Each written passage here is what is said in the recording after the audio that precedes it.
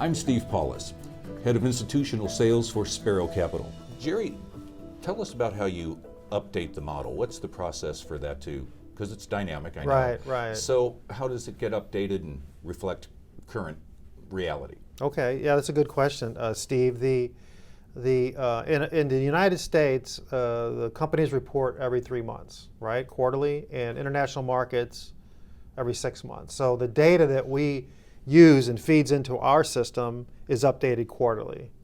So the turnover for the portfolio is pretty low, right? If you look at a company that is growing rapidly and they're in an earlier stage of growth, and that growth will continue for many years, then the turnover of your portfolio would be low. Mm-hmm. And that's what we see. So as long as a company continues to grow at the rates that we think will put them in the top 1 or 2 percentile of the stock market, the model's updated quarterly, and that's when we decide to make a change or not. Okay, good. What type of accounts would you think are best for your strategy? Mm-hmm. Well, I would say that I eat my own cooking. Okay, so all of my equity capital is in the strategy, and I'm 60 years old, right? And I don't plan on retiring soon. So I think it's a great opportunity for investors that are any age and for the growth portion of their portfolio.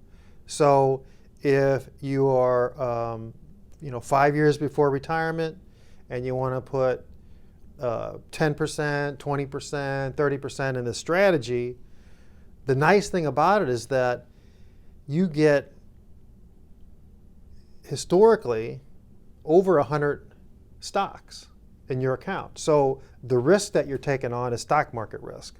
So as long as you can keep the investment for 5, 10 years in your portfolio, and it's not a big percent of your account, this would be a good investment for your pre-retirement and post-retirement assets.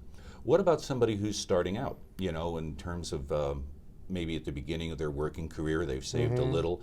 I'm assuming, given that logic, maybe they would put a little bit more in, or would that same percentage hold and let it work over time? Yeah, I think that a lot of people get nervous when they're in one mutual fund or one SMA, so to speak. Mm-hmm. So if I were recommending this to an investor, I typically say, no more than half of your equity capital in this type of strategy. Okay.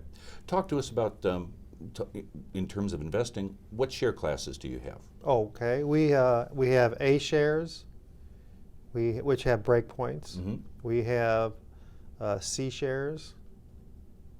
And the C shares are kind of unique because it doesn't have a CDSC, a contingent deferred sales charge, mm-hmm. which is kind of nice. It's kind of like a small, separately managed account where you get a 1% trailer that starts immediately and lasts forever. So there's no time period that you have to stay in the C shares, mm-hmm. which are kind of adds a little bit of liquidity for investors. So Absolutely. We have A shares, C shares, and then we have an I share or a no load share.